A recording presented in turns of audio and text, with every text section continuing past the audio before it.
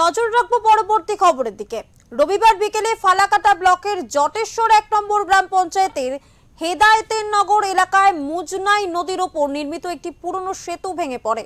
বালি বোঝাই একটি ডাম্পার ওই সেতুর ওপর ওঠার সঙ্গে সঙ্গে হুড়মুড়িয়ে ভেঙে পড়ে সেতুটি।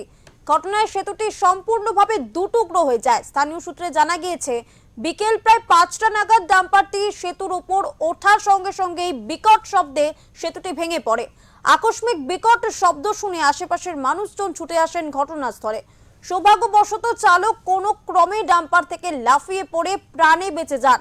ঘটনার খবর পেয়ে দ্রুত ঘটনাস্থলে পৌঁছান ফালাকাটা থানার আইসি প্রশান্ত বিশ্বাস, জটেশ্বর পুলিশ ফাঁড়ির ওসি দেবাশিস রঞ্জন দেব সহ অন্যান্য পুলিশ আধিকারিকেরা।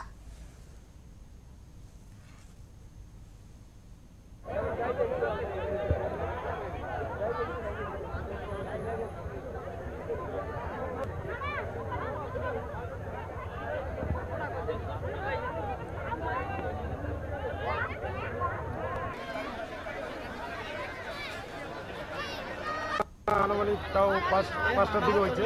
আচ্ছা জিনিসটা কম দেরি ছিল। আচ্ছা মানা করা হয়েছে, তাও মানা করা যে লুট গাড়ি যায়।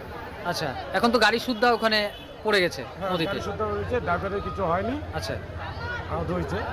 আচ্ছা, এমনি এখন যে ব্রিজটা ভেঙে গেল তো খুবই অসুবিধা। ওই পারের লোক এই পারে আসতে পারবে না, এদিকের লোক ওদিকে যেতে পারবে না।